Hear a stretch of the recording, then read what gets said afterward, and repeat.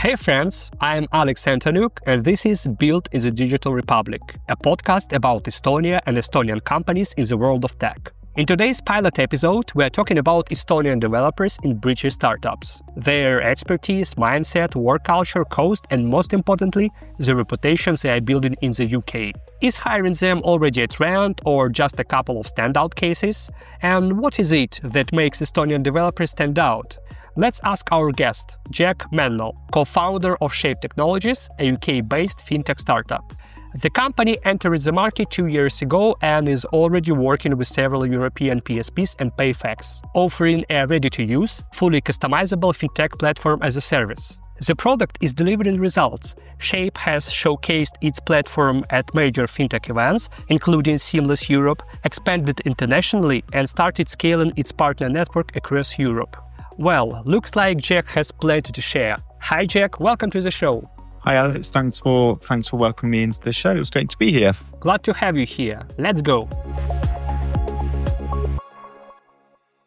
A brief note for context. Estonia is one of the world's most digitally advanced and notably one of the earliest nations. It was among the first to begin digitizing its government infrastructure in the late 90s, long before it became a broader trend across Europe. Today, according to the European Commission, Estonia consistently ranks among the top 3 EU countries for digitalization, with more than 99% of public services available online. Despite a population of just 1.3 million, the country hosts several thousand IT companies, including globally recognized names such as Bolt and Wise, as well as the now retired but iconic Skype. Nearly 1,400 of these companies are fast-growing startups. Jack, I'm guessing you probably looked into Estonia a bit before hiring developers from there. So, the small country with a complex past, and yet in just a few decades, it's become a serious player. What do you think is behind that? Is it the mindset, smart government policy, or is there something in Estonian engineering culture itself?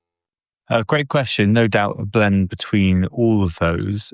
From our point of view, the engineering culture is what sets the Estonian development team apart from others that we looked at when starting Shape. So if we look at the work ethic that every single individual in the team has, it's second to none. We've been fortunate enough to spend a lot of time face to face with the team in Estonia, and just their approach to everyday work is first class. They look to identify problems as quickly as possible. And once I've identified solutions, they set out to solve those problems by developing great solutions very, very quickly. So yes, it's got to be the engineering culture from our point of view. That's the thing that makes them stand out massively. Well, one way or another, hiring Estonian teams seems to be becoming a trend among UK startups. To back that up, according to Statistics Estonia, exports of IT services to the UK grew by 28% in 2024 Q4 compared to the same period in 2023 and reaching 207 million euros.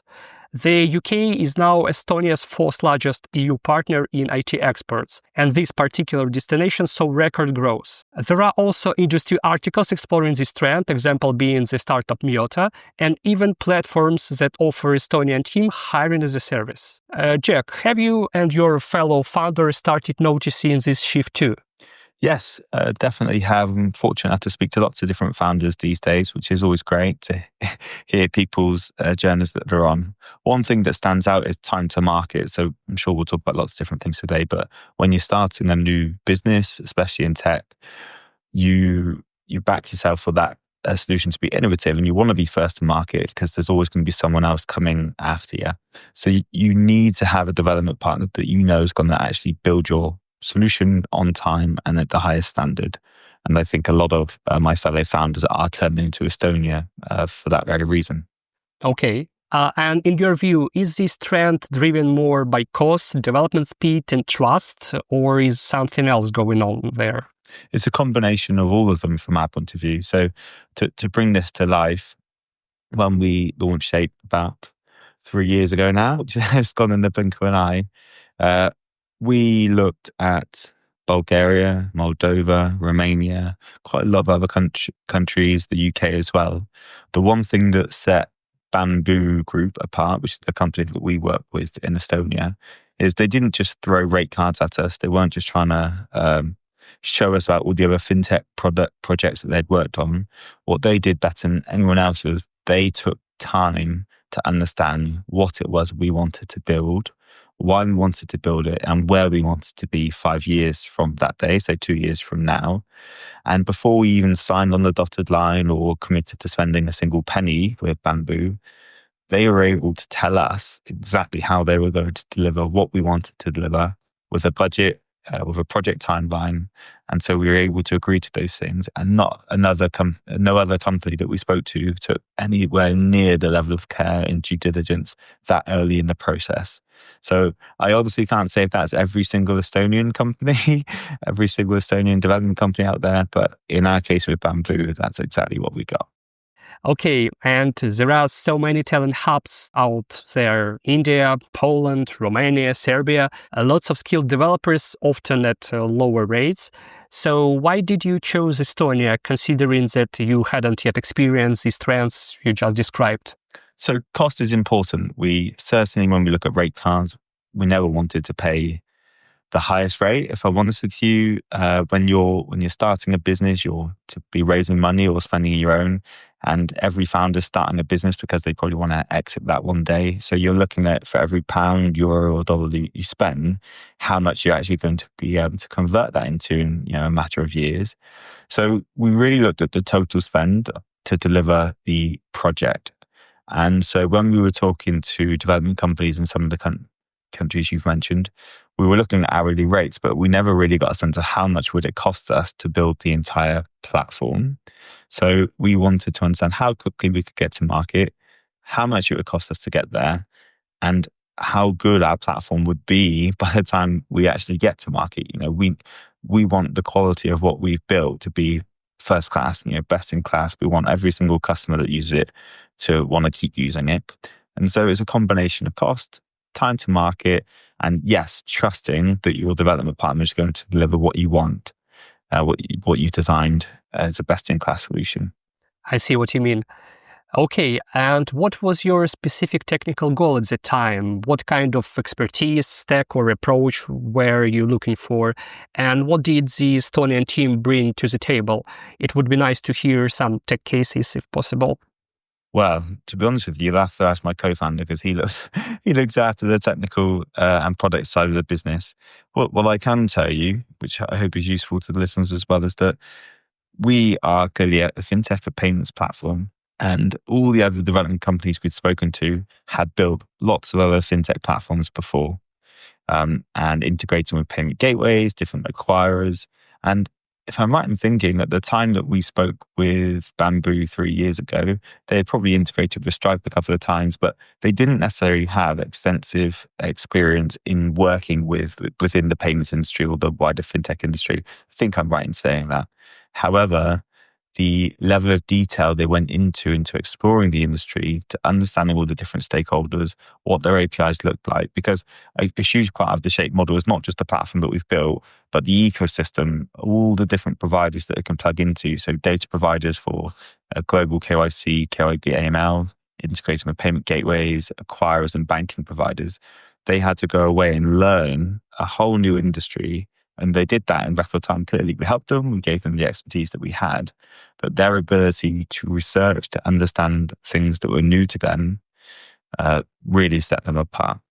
You've already touched on it a bit, but I'd like to hear more. What do you think sets the Estonian approach apart from British teams exactly?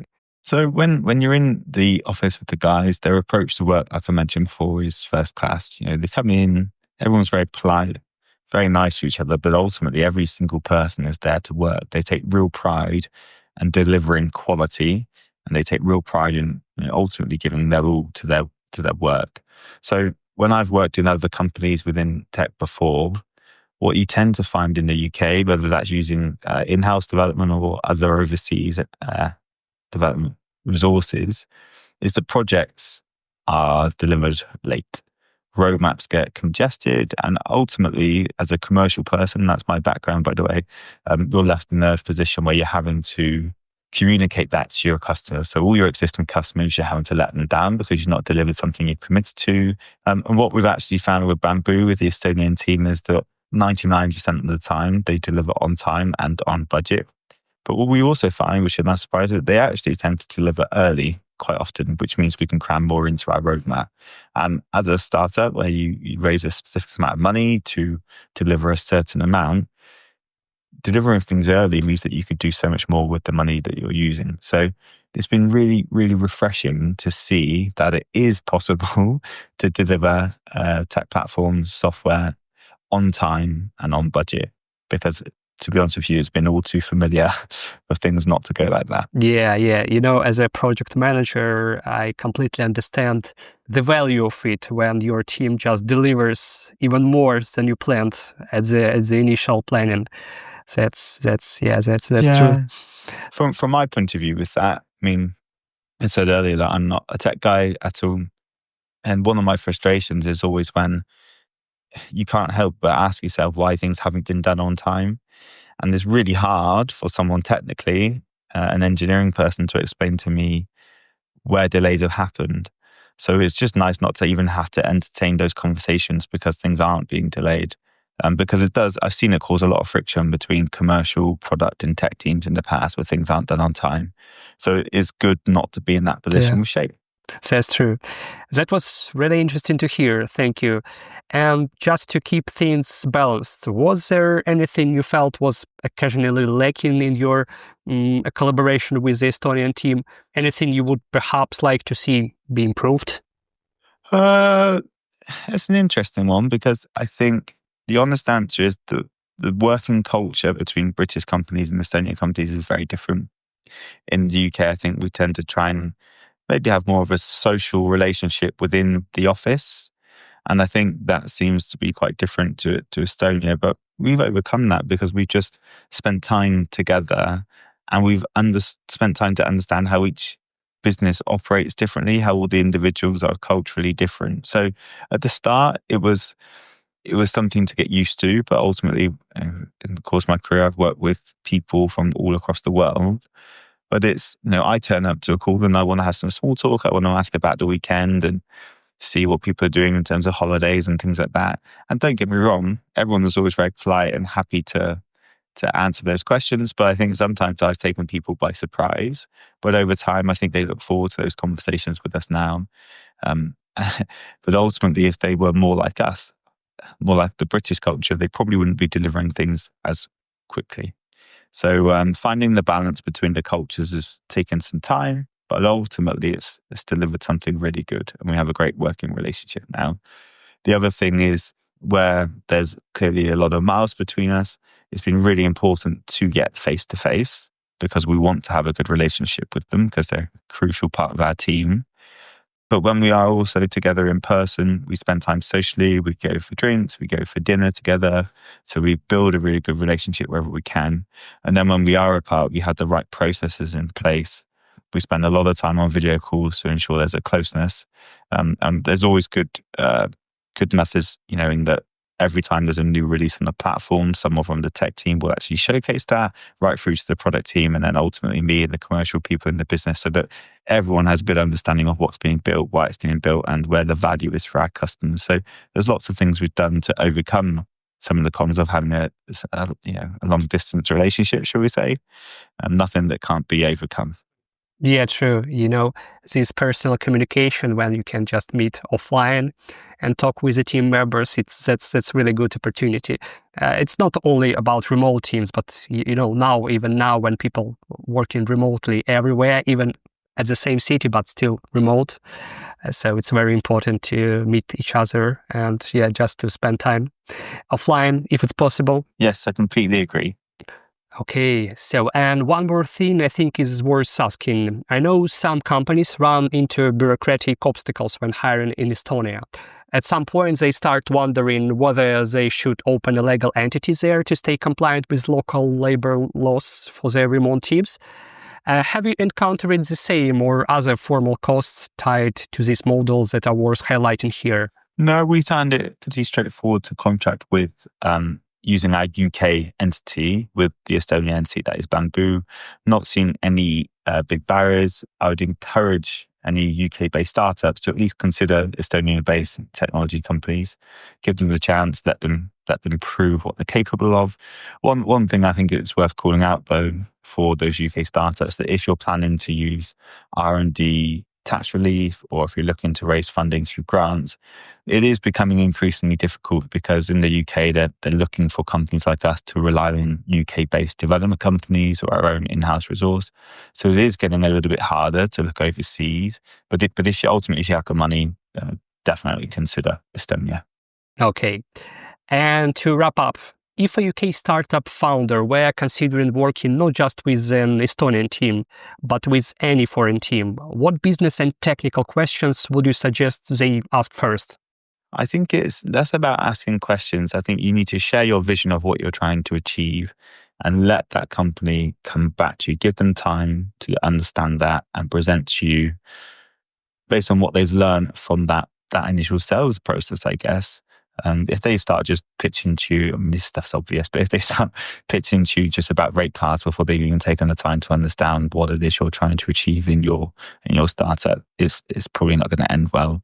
So find the people, find the company that take time to understand your mission, your purpose, and that also believe in it. I think you want that development team, especially if it's going to be a dedicated team like ours is, you want them to really believe in that vision, to see where that business is going. So less of a technical answer, more of a finding the right fit between two companies. Make sure they understand what it is you're trying to achieve.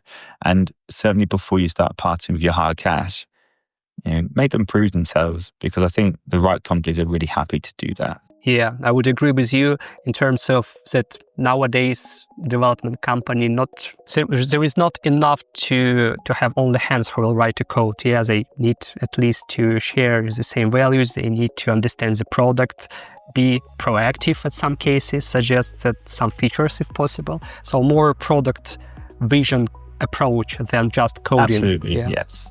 Okay, Jack, thanks so much for joining us today and sharing your perspective. Grounded, honest, and genuinely insightful. Thank you very much. It's a pleasure to be here. Thanks for the invite. Dear listeners, if you enjoyed this episode, subscribe to Build in the Digital Republic on Spotify and other platforms. And if there is a comment section, share, have you ever worked with Estonian developers and what was your experience like? I am Antonuk. Talk to you soon.